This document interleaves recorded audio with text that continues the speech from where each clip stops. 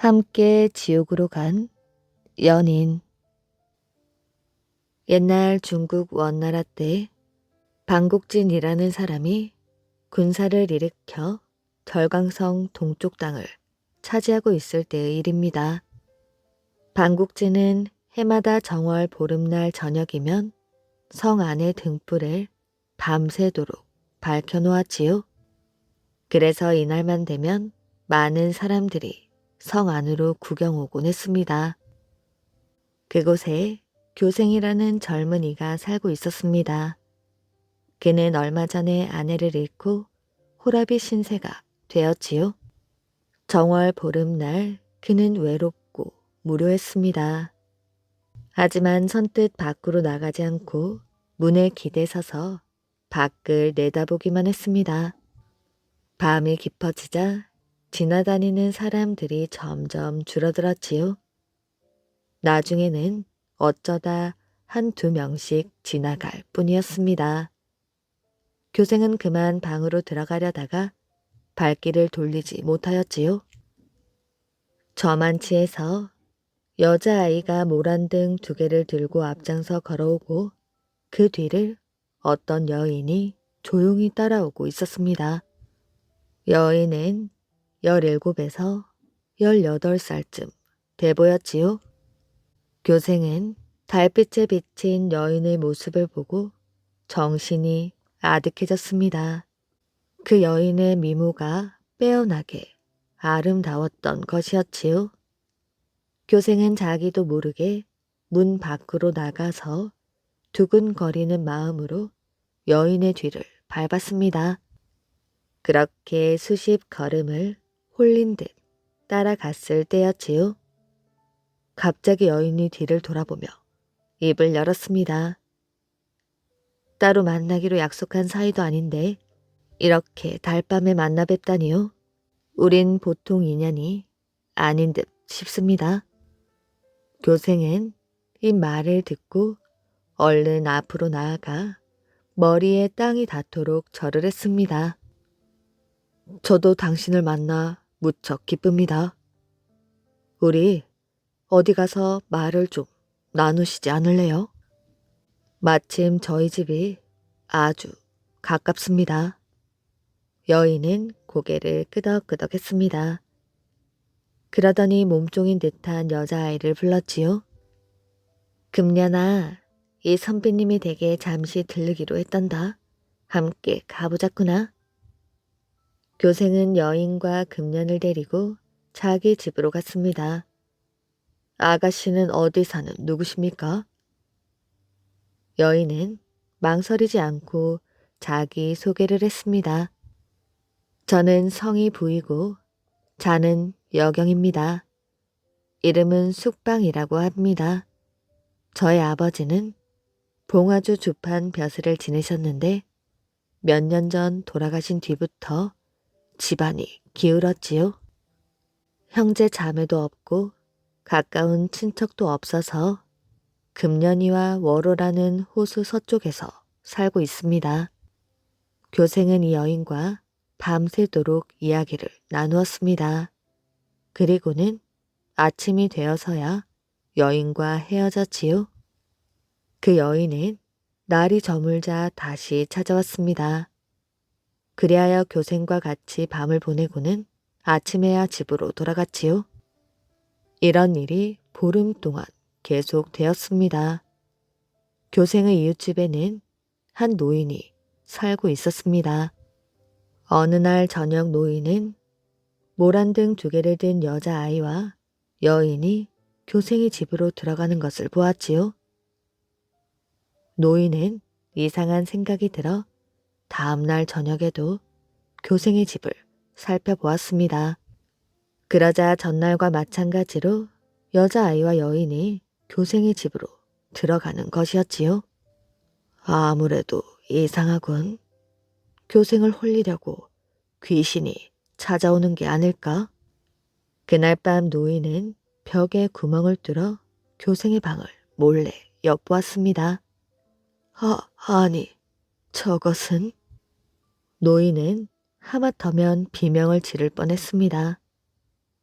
분치르란 해골이 교생과 더불어 등불 아래에 앉아있는 것이었습니다. 노인은 큰일 났다 싶었지요. 그래서 다음날 아침 교생을 집으로 불러 케어 물었습니다. 도대체 저녁마다 찾아오는 여자가 누구인가? 어서 말해보게. 여자는요, 저 같은 호라비에게 여자가 어디 있습니까? 나를 속일 셈인가? 거짓말하지 말고 솔직하게 말해보게.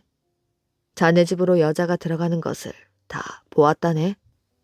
교생은 할 수 없이 지난 일을 모두 털어놓았습니다. 노인은 걱정스런 얼굴로 말하였지요. 자넨 지금 귀신에게 홀려있네. 귀신에게 전기를 다 빼앗기면 결국 목숨을 잃게 된다네. 그 여인이 워로 서쪽에 산다고? 그렇다면 그 여인의 정체가 무엇인지 당장 가서 알아보게. 교생은 노인의 말을 듣고 아차 싶었지요. 그래서 그날 바로 워로 서쪽을 찾아가 그 근방을 뒤졌습니다. 그런데 어찌된 일인지 외딴 오두막 하나도 눈에 띄지 않았지요. 혹시 이 근처에 금년이라는 몸종을 데리고 사는 여인의 집이 있나요? 교생은 마침 지나가는 사람을 불러 세워 물어보았습니다. 모르겠는데요. 여기에는 집이 처음부터 없었습니다. 몇 사람에게 더 물어보았지만 대답은 한결같았습니다. 교생은 그곳을 이 잡듯 뒤지다가 저녁을 맞이하였지요. 금세 날이 저물었네. 저기 오래된 절이 있구나. 저 절에 들어가서 눈을 좀 붙이다 가야겠다. 절로 들어선 교생은 서쪽 복도 끝에 있는 방 하나를 찾아 들어갔습니다. 그 방에는 여친이 있었지요. 여친이란 여행 중 죽은 사람을 관 속에 넣어 나중에 고향에 가져가 장례를 치르려고 나그네가 임시로 절에 맡긴 관을 말한답니다. 교생은 관 위에 써 붙인 종이를 보았지요.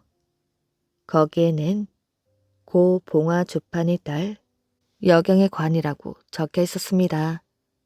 그리고 관 옆에는 낯익은 모란 등 2개가 걸려 있고 등 밑에는 신의 옷을 입은 인형이 서 있었지요.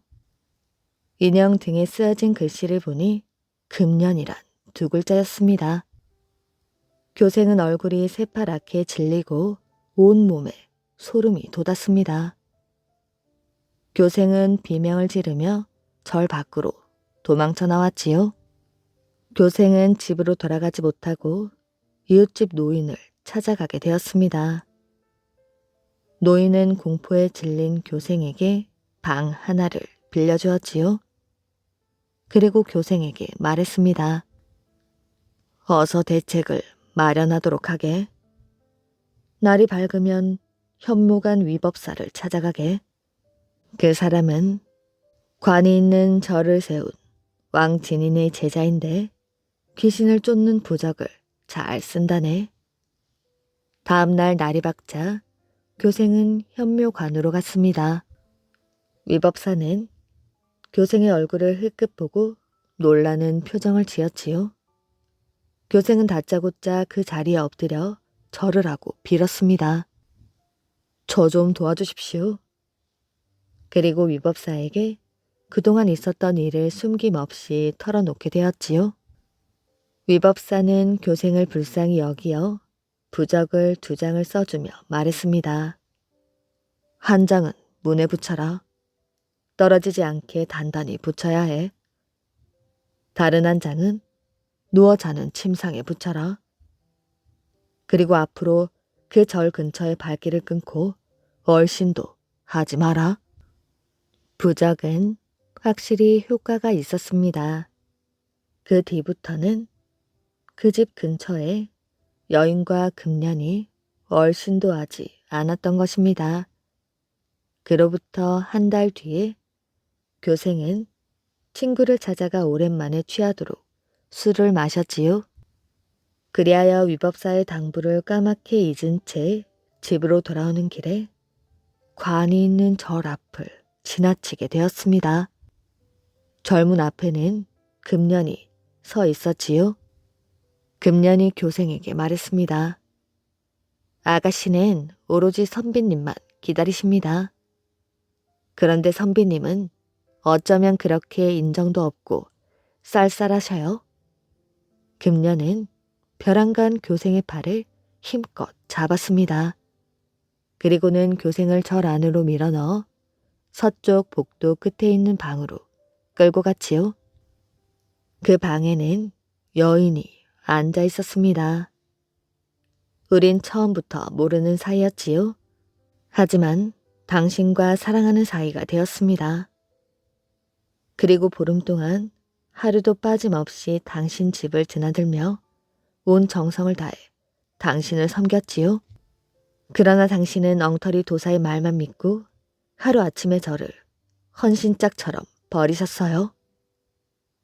저는 당신이 원망스러울 뿐입니다.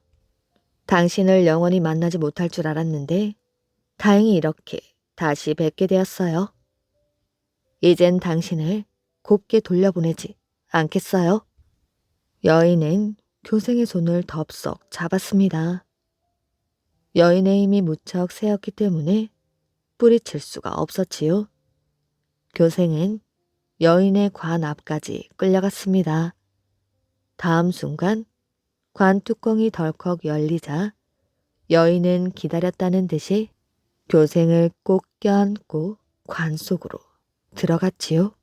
그러자 관 뚜껑이 저절로 닫혔고 교생은 관 속에서 숨을 거두고 말았습니다. 한편 이웃집 노인은 교생이 보이지 않자 교생을 찾아 나서게 되었습니다. 그러나 교생의 그림자도 찾을 수가 없었지요. 노인은 절을 찾아가 절 안을 샅샅이 뒤졌습니다.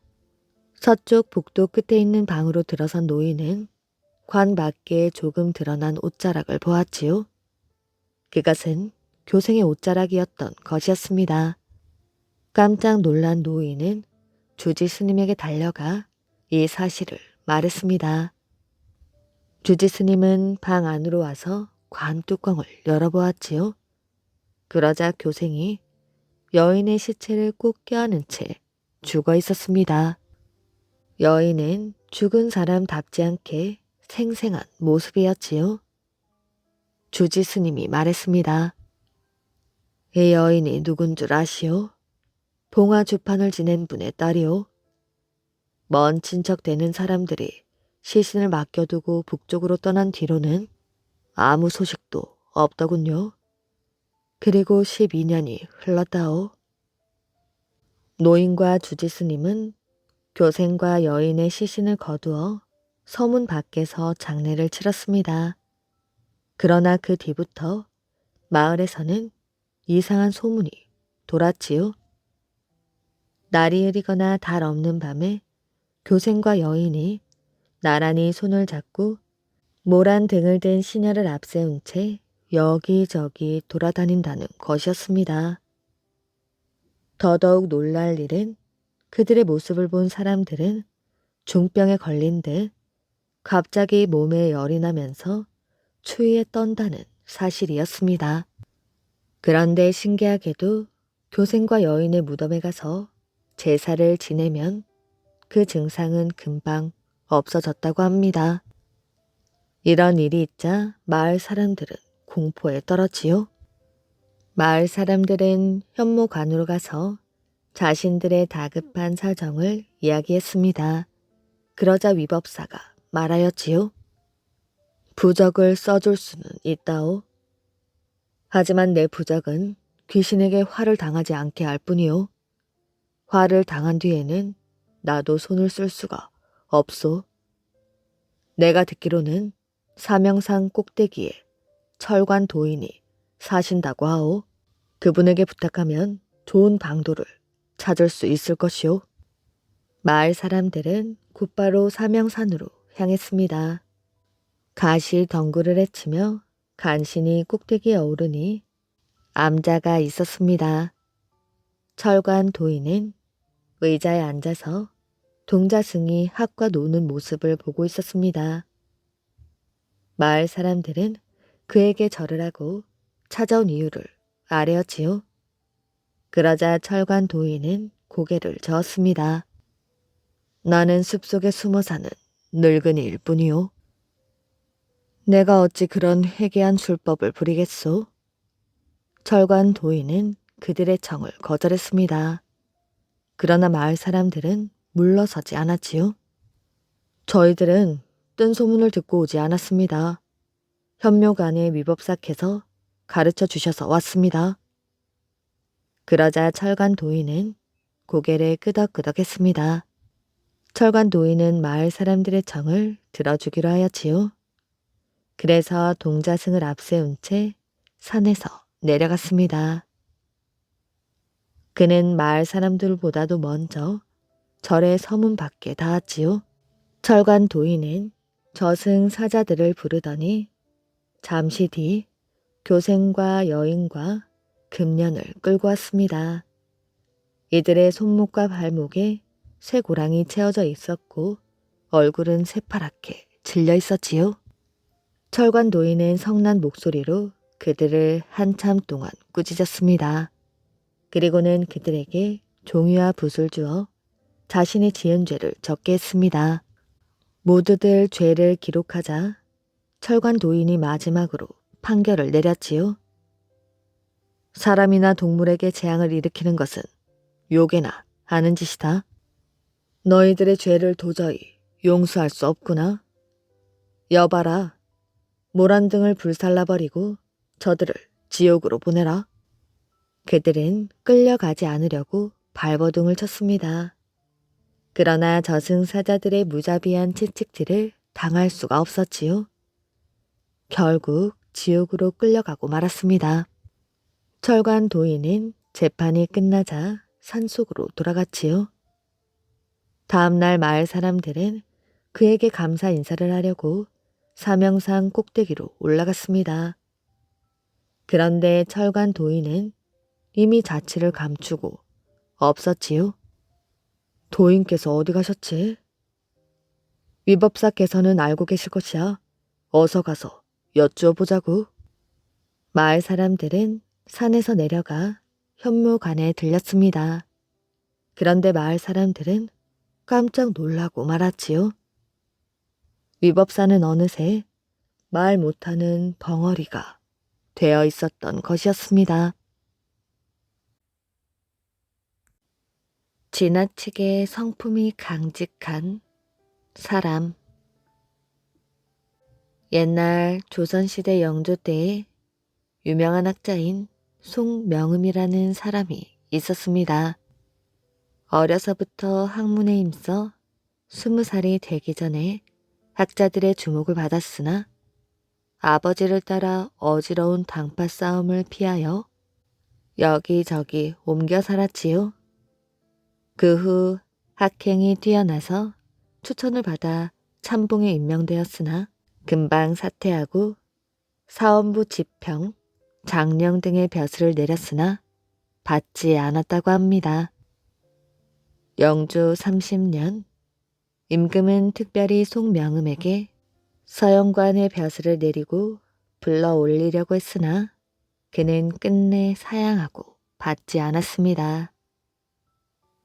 이듬해 부득이하게 옥과 현감으로 취임한 송명음은 때마침 나라에 큰 흉년이 들자 고을 백성을 구제하는 일에 최선을 다하여 치적을 올렸지요.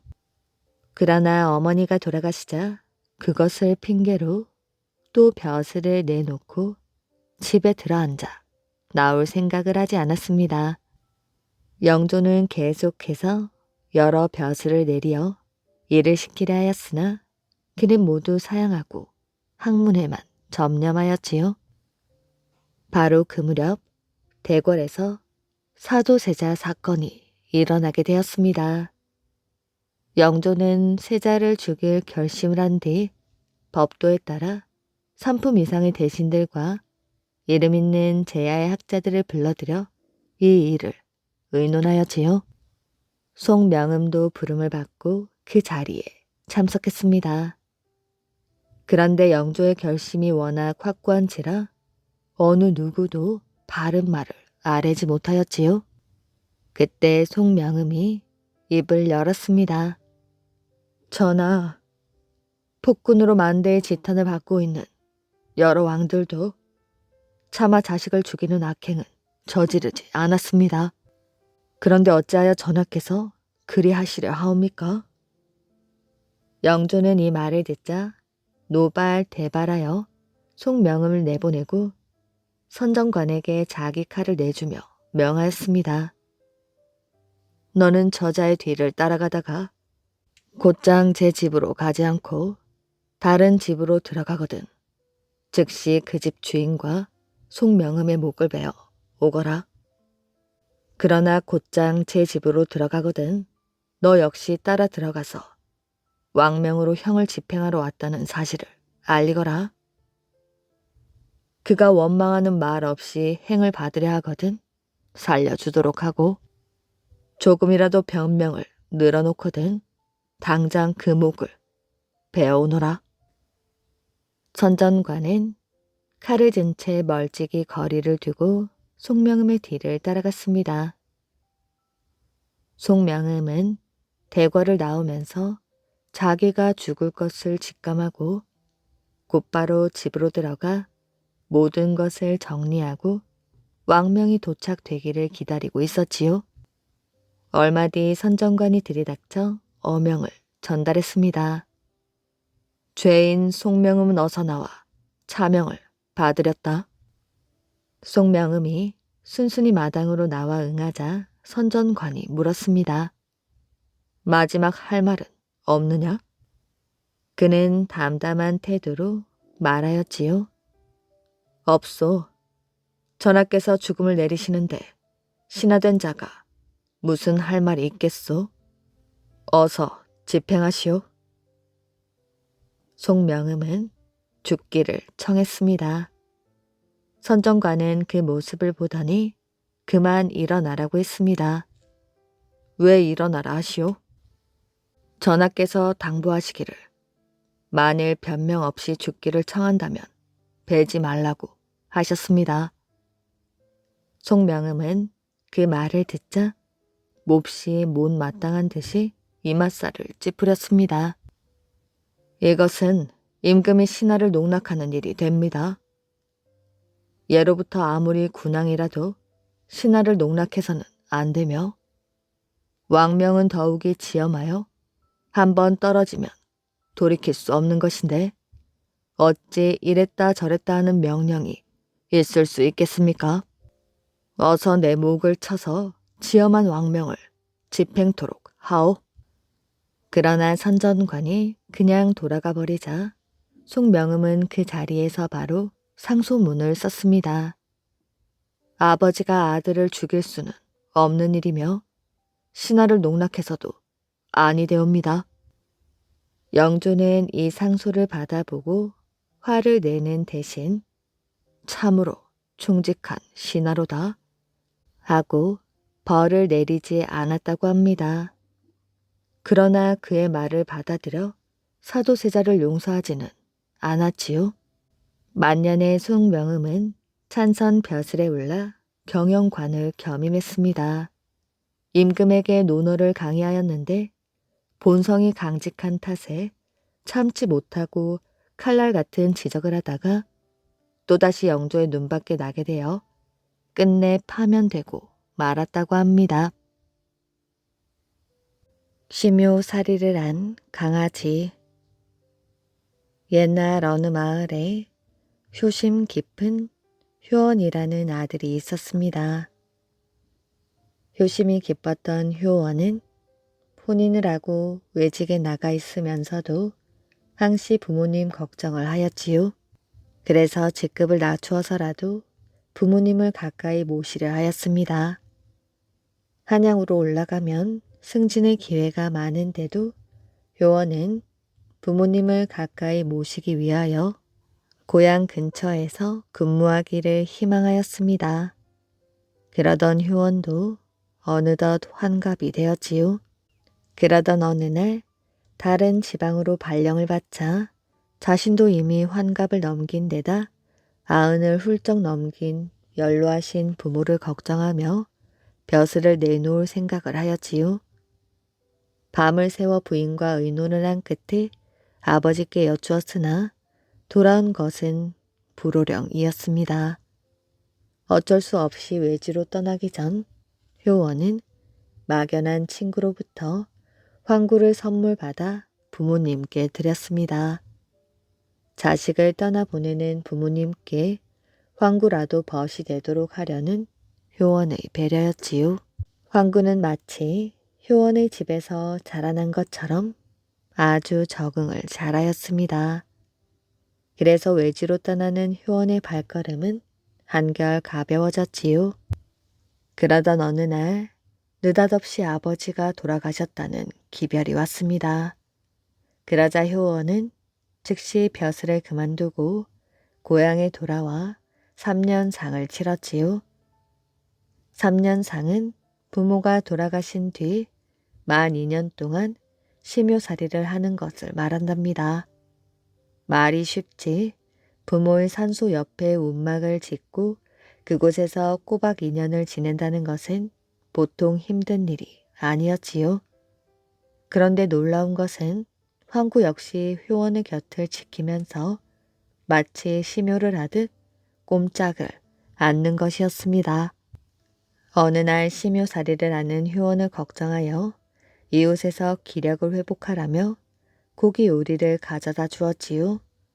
하지만 효원은 부모를 보는 죄인이라며 고기를 입에 대지도 않았습니다. 효원은 못난 주인을 따라 심요살이를 하는 황구가 기특하여 황구에게 고기를 던져 주었지요. 그런데 황구 역시 고기를 입에 대지도 않는 것이 아니겠어요?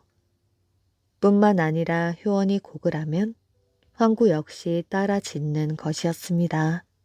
3년 동안 심요가 끝나고도 효원은 아버지 초상을 그려 중당에 모시고 산 사람에게 하듯 3년 동안 하루 3끼 밥을 차려드렸습니다.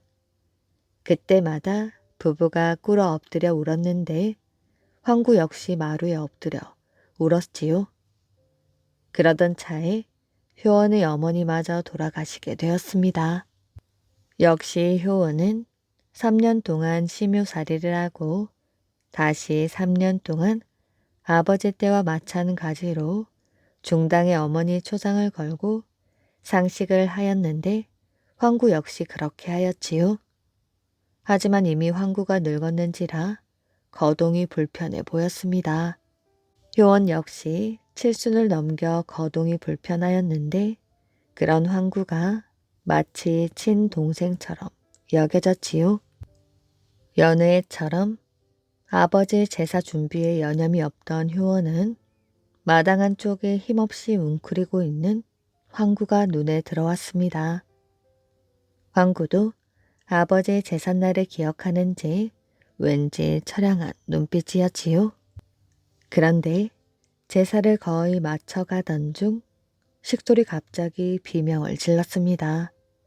황구가 마루 대돌에 머리를 부딪혀 죽은 것이지요. 무려 12년을 효원을 따라 심요와 상식을 하던 황구가 죽을 때가 되었다고 느낀 것인지 아니면 주인의 제삿날에 맞춰 주인을 따라 나선 것인지 알 수는 없었지만 효원을 비롯한 가족들은 놀라움을 감출 수가 없었습니다. 이에 마치 가족을 보내듯 슬퍼하며 후하게 장사를 지내주었지요. 이러한 사실이 널리 알려지자 마을 사람들은 의구비를 세우고 계만도 못한 사람들에게 교훈이 되게 하였다고 합니다. 억울하게 지옥에 갔다 온 사람. 옛날 삼국시대에 석복만이라는 사람이 살고 있었습니다. 그는 마음씨가 어질고 언제나 부지런하였지요. 또 평생 남에게 해를 끼치는 일이라곤 손톱만큼도 하지 않았을 뿐 아니라 남을 잘 도와주는 사람이었습니다. 그런데 이상한 일이 일어났지요. 어느 날 석봉만이 갑자기 죽어서 지옥으로 가게 된 것입니다. 까만 옷을 입은 지옥의 사자들이 석봉만에게 달려들어 다짜고짜 두 팔을 쇠사슬로 묶어버렸지요. 제가 무슨 잘못을 저질렀기에 이리 끌고 가는 겁니까? 네 놈의 죄는 네가 잘 알 것이 아니냐? 석봉만은 억울하였지만 어쩔 수 없이 지옥 사자들에게 이끌려 염라국으로 갔지요. 염라국은 넓이가 20여만 리나 되고 서로 다른 종류의 지옥이 500개나 있었습니다. 사방을 둘러보아도 문은 찾을 수가 없고 공중에만 하나의 문이 조그맣게 뚫려져 있었지요. 석봉만도 지옥 사자들에게 이끌려 그 문으로 들어갔습니다. 염라 대왕 앞에 끌려온 석봉만은 눈앞에 보이는 무시무시한 모습에 두 눈이 휘둥그레지고 가슴이 떨렸습니다. 다리도 후들후들 떨렸지요. 염라 대왕 옆으로 시왕들이 쭉 둘러앉아 있었습니다. 시왕들은 모두 명경이라는 거울을 들고 있었는데 이것은 사람이 지은 죄를 비춰볼 수 있는 신비의 거울이었지요. 시왕 앞에는 판결문을 찍을 큼직한 도장이 놓여 있었습니다. 그 아래에는 관을 쓴 판관들이 호를 받쳐든 채 무릎을 꿇고 앉아 시왕의 명령을 기다리고 있었지요. 홀이란 왕의 명령을 받아쓰기 위하여 지위에 따라 대나무 뿔, 옥 등으로 만든 얇고 길쭉한 판입니다. 판관들의 양 옆에는 칼을 허리에 찬 지옥 사자들이 조용하게 줄지어 앉아 있었습니다. 또 다른 사자들은 무시무시하게 생긴 칼과 창을 들고 이문 저문으로 드나들기도 하였지요. 가끔 피투성이에 사람들을 이끌고 지나가거나 고통에 신음하는 사람들을 쇠사슬에 묶어 지옥 문으로 향하기도 했습니다. 참으로 무서운 모습들이었지요. 지옥의 사자가 석봉만의 어깨를 억세게 누르며 시왕 앞에 꿇어 앉혔습니다. 네 이놈, 인간 세상에서 무슨 죄를 지었는지 하나도 빠뜨리지 말고 사실대로 아뢰거라. 석봉만은 말을 더듬으며 간신히 입을 떼었습니다. 죄라니요. 저는 아무것도 지은 죄가 없습니다. 뭐라? 이놈 여기가 어디라고 함부로 거짓말을 하느냐? 석봉만은 간이 콩알만해지는 것 같았습니다. 비명소리가 귀에 메아리쳐 오는 것 같아 귀를 막고 싶었지요. 정말입니다. 석봉만은 겁이 나기도 하였지만 한편으로는 억울한 생각마저 들었지요. 듣기로는 죄를 지어야 지옥에 간다고들 하던데 남에게 폐를 안 끼치고 살아온 내가 천당에는 못 갈지언정 왜 지옥으로 끌려와 고통을 받아야 하는 거지? 생각할수록 억울하기도 하고 화가 치밀기도 하였지요. 어차피 당할 고통이라면 속 시원하게 말해보자. 전 평생 한 번도 죄를 지은 게 없습니다. 이건 뭔가 잘못된 것입니다. 그러니 다시 한번 살펴봐 주십시오. 석봉만은 어디서 그런 용기가 생겼는지 머리를 들고 시왕들을 바라다 보며 당당하게 말하였지요. 네 이놈, 거짓말을 하면 어찌 되는 줄 아느냐? 제 말이 거짓이라면 어떤 무서운 벌도 달게 받겠습니다. 얼마 뒤 우두머리인 듯한 시왕이 위엄있게 말하였지요. 만약 조금이라도 거짓이 드러나면 절대 용서하지 않겠다. 시왕들은 각기 손에 든 명경으로 석봉만을 비춰보았지요. 사람이 살아있을 때 했던 행동들을 낱낱이 보여주는 이 거울을 시왕들은 한참 동안이나 들여다보고 있었습니다.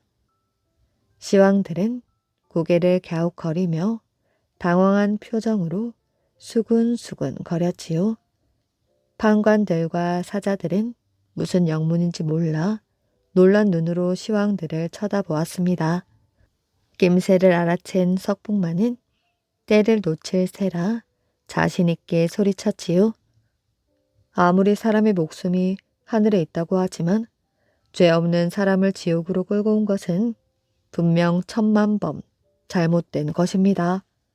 저를 빨리 풀어주시기 바랍니다.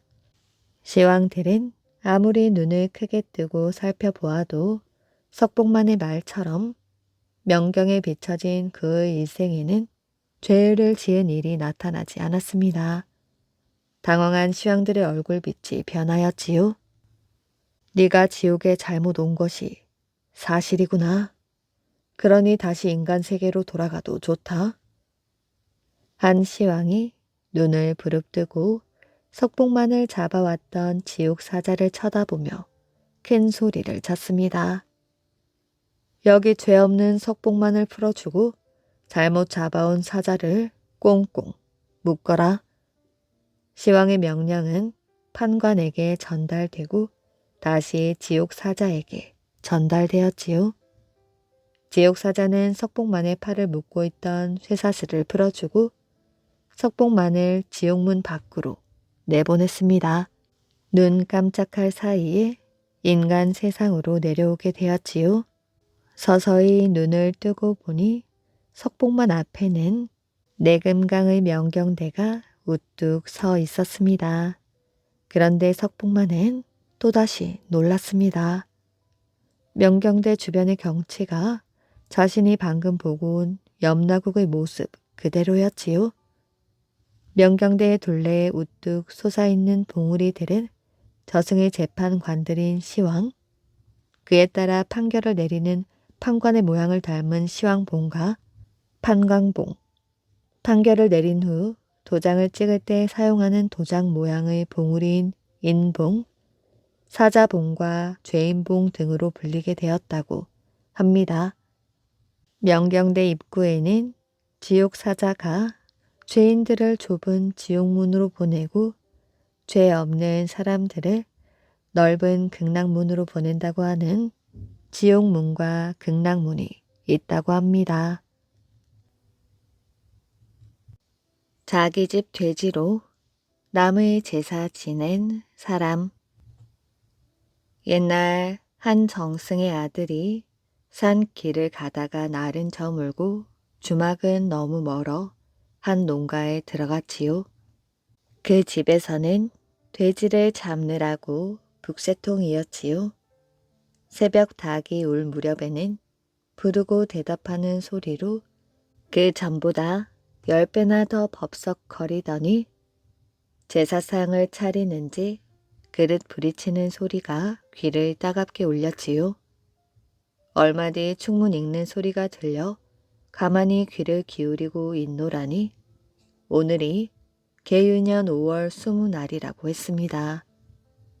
정승의 아들은 누워 듣다 가만히 웃었지요. 오늘은 갑술년 5월 16세 날인데 어째서 지난해 충문을 읽는단 말인고? 머리를 갸웃거리고 있었는데 아들 이 아무개가 삼가 제사를 차려 하는 소리가 들리는데 자기 이름과 이름이 같았지요. 신기하게 생각하며 계속하여 듣는데 정승의 아들은 듣다가 그만 깜짝 놀라 벌떡 일어났습니다.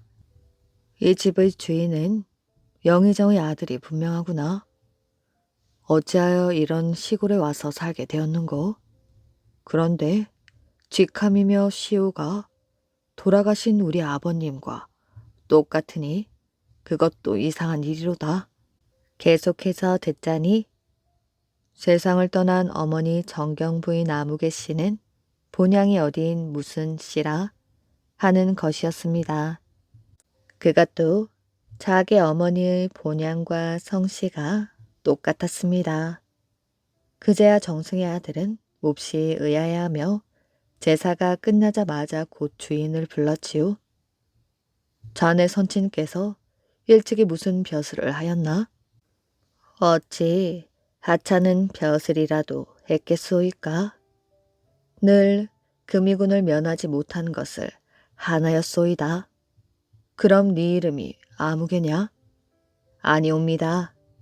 알아보니 자기와 같은 이름이 아니었습니다. 네 모친의 성씨가 과연 아무씨냐? 소인의 모친은 어려서 부모를 잃어 성자를 모르고 지냈습니다. 네가 글을 볼 줄 아느냐? 언문이나 겨우 뜯어볼 줄 아옵니다. 네가 읽은 충문을 누가 써주더냐? 소인은 살아오면서 충문이라는 것을 몰랐지요. 그런데 어제 댁의 아이니 소인의 집에서 마침 제사를 지내는 것을 알고 충문이 있느냐고 하옵디다. 없다고 했더니 댁의 하인이 비웃으며 충문 없이 제사를 지내는 것은 제사를 지내지 않는 것과 같다고 하는 것이 아니겠습니까? 그래서 탁배기 몇 사발을 대접하고 충문 쓰는 법을 가르쳐 달라고 청했더니 한 발 되는 흰 종이를 한 장 달래더니 언문으로 써주면서 소인에게 읽으라고 하옵니다. 소인이 읽어보니 그닥 어려운 것은 아니었지요. 기쁨을 금치 못해 온 동네가 그것을 보배처럼 간수하여 두고 이 뒤로는 집집마다 돌려가며 읽기로 약조하였사온데 오늘 새벽에 소인 집에서 먼저 써본 것입니다. 정승의 아들인 펄쩍 뛰며 사리를 따져 타이르고 즉시 그것을 불살라 버리게 했습니다. 그러고는 종을 불러 톡톡히 꾸짖었지요. 이 무슨 해계 안 치신고? 소인은 주인 댁에서 제삿 날마다 읽고 나는 충문이 귀에 익어 줄줄 외우게 되었사옵니다. 소인이 생각하기를 세상의 충문이란 다 이렇게거니 여기고 그만 이런 일을 저질렀습니다. 정승의 아들은 마음이 언짢았으나 어쩔 수가 없었지요. 농가 주인은 제 집 돼지를 잡아 남의 집 귀신에게 제사를 지내주고 정승의 아들은 산골 남의 집에서 부친 제사를 지낸 셈이었지요. 황어교와 주어교. 아주 오랜 옛날 바닷가 어느 집에 어머니와 아들이 살고 있었습니다. 아들은 목수여서 1년 내내 밖에 나가 일을 하였고 어머니는 집신을 삶았는데 아무리 해도 형편이 펴지질 않아 두 식구는 근근히 살아가고 있었습니다. 어느 날 밤 어머니가 아들을 기다리면서 집신을 삶고 있는데 한 노인이 대문 앞에 찾아와 청하였지요. 밤이 깊고 근처에 인가가 없으니 하룻밤만 묵어가게 해주십시오. 노인의 어깨에 도끼, 큰 톱 등을 둘러매고 있어서 어머니는 한눈에 노인이 목수라는 것을 알아볼 수 있었지요. 우리 집은 보다시피 가난하여 단 한 칸의 방뿐입니다. 게다가 이불도 없고요. 전 아무 데나 잘 수 있습니다. 재워주시기만 하면 어디든 상관없습니다. 이불도 필요 없고요. 그럼 어쩔 수 없군요. 들어오세요. 노인이 안으로 들어가 보니 작은 방이 하나 있는데 문은 뚫어져서 구멍이 여기저기 나 있었습니다. 그런데 방과 부엌 사이에는 벽이 없었고 나뭇잎으로 만든 가리개가 있었지요. 저는 부엌 바닥에서 자겠습니다. 노인은 부엌으로 들어갔습니다. 부엌에는 그릇이라고는 2개의 질그릇 냄비뿐이며 날씨가 쾌찬데도 불을 떼지 않았는지 아궁이 속에는 볏짚 한 가닥도 없었습니다. 노인은 부엌 한쪽 구석에서 저울 막대기를 발견하였지요. 다행이구나. 노인은 주인이 잠드는 것을 기다렸다가 도끼 톱 등을 풀어놓고 저울 막대기를 눕혀 대패질을 했습니다. 곧 대패밥이 수북하게 나왔지요. 노인은 그 대패밥을 부엌 바닥에 깔고 덮고 하여 잠을 잤습니다. 다음날 어머니가 눈을 떠서 가리개 틈으로 부엌을 바라보니 늙은 노인의 몸 아래 위로 대패밥이 수북하였지요. 이상하네. 우리 집엔 저 많은 대패밥을 만들 만한 나무가 없는데 대체 저 대패밥은 어디서 난 것이지? 어머니가 곰곰이 생각해 보니 집에 있는 나무라곤 저울 막대기 하나뿐이었지요. 설마 저울 막대기로? 그럴 리가 없어. 그 작은 저울 막대기로는 이렇게 많은 대패밥을 만들 수 없을 텐데. 어머니는 그래도 혹시나 하고 저울 막대기를 찾으려고 부엌 쪽을 살피는데 노인이 몸을 일으킨 뒤 깔고 덮고 잔 대패밥에 침을 뱉어 주물럭주물럭 거리니 금방 저울 막대기로 변했습니다. 어머니는 너무 놀라 눈을 크게 뜨고 입을 커다랗게 벌리고 아무 말도 못하였지요. 그러는 사이 노인은 연장을 챙겨 집 밖으로 나갔습니다. 어머니는 아무래도 믿을 수 없어 저울 막대기를 이리저리 만져보았지요. 요술을 부린 것도 아니고 어찌 저울 막대기를 만들었지? 바로 그때 아들이 나타났습니다. 아들은 저울 막대기를 보더니 어머니께 물었습니다. 우리 집엔 낡은 저울 막대기뿐이었는데 이건 방금 만든 것 같군요. 어디서 났습니까? 어머니가 자초지종을 설명하자 아들은 깜짝 놀라더니 바로 그분이 노반노사입니다. 노반노사란 중국의 전설적이고 신비한 목수입니다. 그래서 그랬구나. 그런데 그분은 언제 어디로 떠났습니까? 방금 동쪽으로 떠났단다. 아들은 급히 동쪽으로 달렸습니다. 해변까지 쫓아가니 과연 한 노인이 연장을 메고 걸어가고 있는 것이 보였지요. 노사님, 좀 기다려 주십시오. 아들은 큰 소리를 외치며 노인을 쫓아갔습니다. 노인이 걸음을 멈추었지요. 아들은 노인 앞으로 달려가 다짜고짜 무릎을 꿇고 사정사정했습니다. 저는 목수이기는 하나 기술이 좋지 않아 겨우 입에 풀칠하는 정도입니다.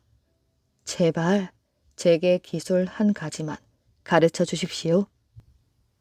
그렇게 사정을 하니 별 수 없구나. 또 너의 집에서 내가 하룻밤 신세를 졌으니 너에게 아주 중요한 기술을 한 가지 가르쳐 주지. 그리고는 바다를 가리키면서 저기 얕은 바다 속에 입을 크게 벌리고 눕거라. 아들은 바닷물 얕은 곳에 입을 크게 벌리고 누웠습니다.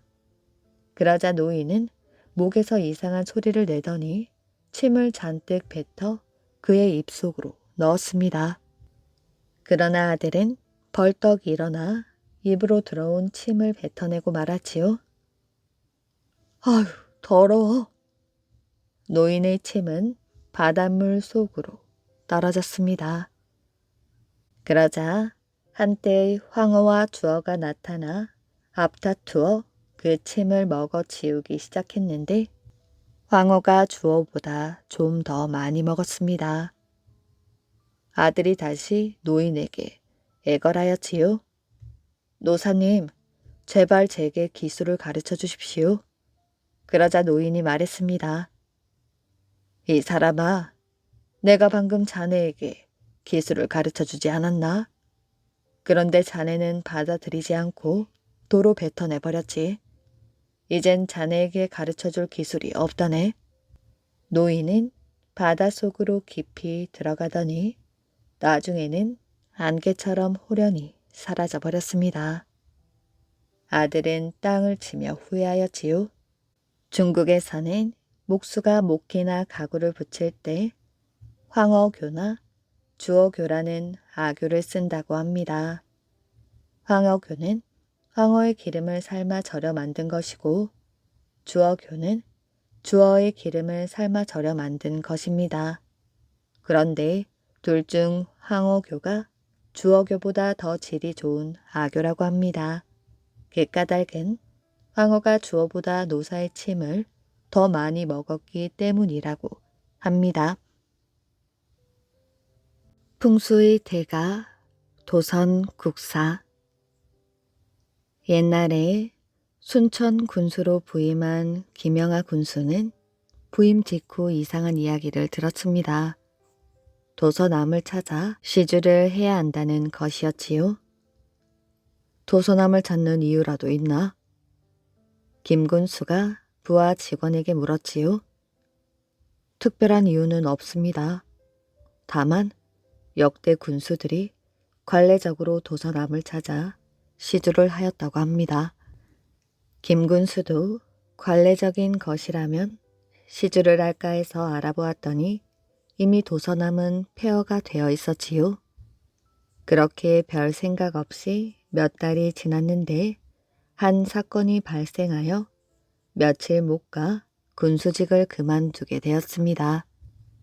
신라 말기 승려이자 풍수의 대가로 알려진 도선국사는 고려 태조 왕건의 탄생을 예언하였지요.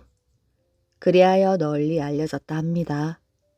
신라 헌강왕 때 도선은 지금부터 2년 뒤에 반드시 고귀한 사람이 태어날 것이다 라고 하였는데 그 예언대로 왕건이 태어났다고 합니다.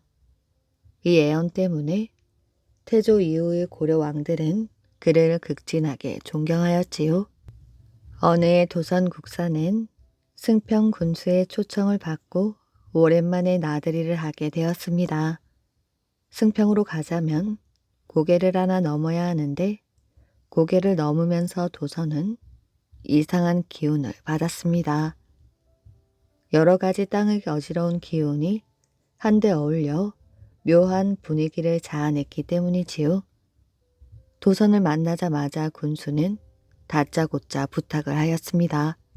대사께서 풍수에 능하다 들었는데 우리 승평군을 위하여 도움을 좀 주셔야겠습니다.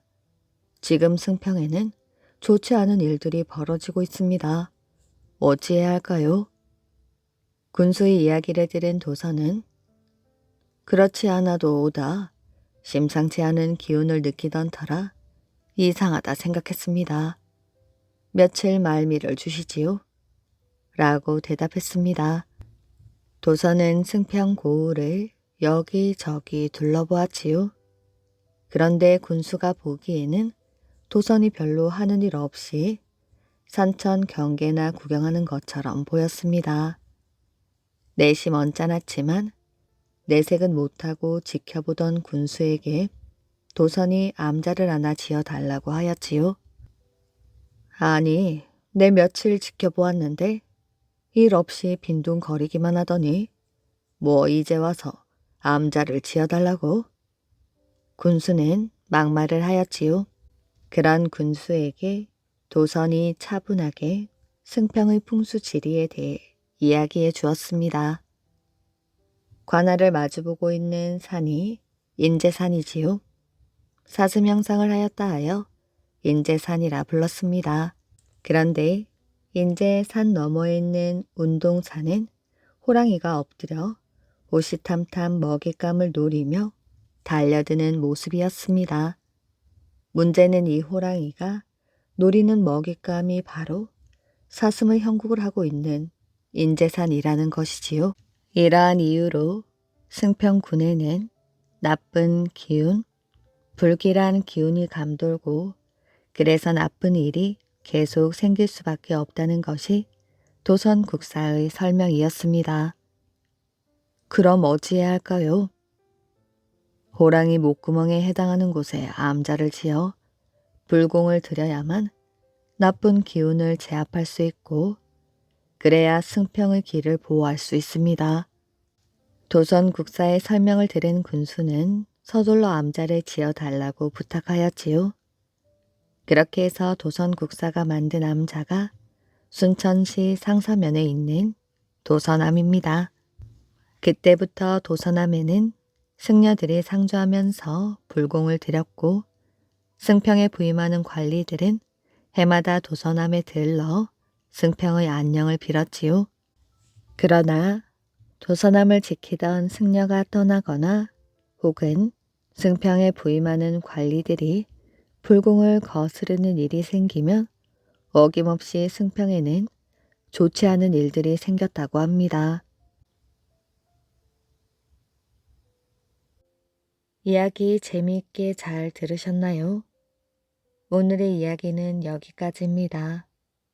오늘도 이야기를 들어주셔서 정말 감사합니다. 오늘도 편안한 밤 되시길 바랍니다.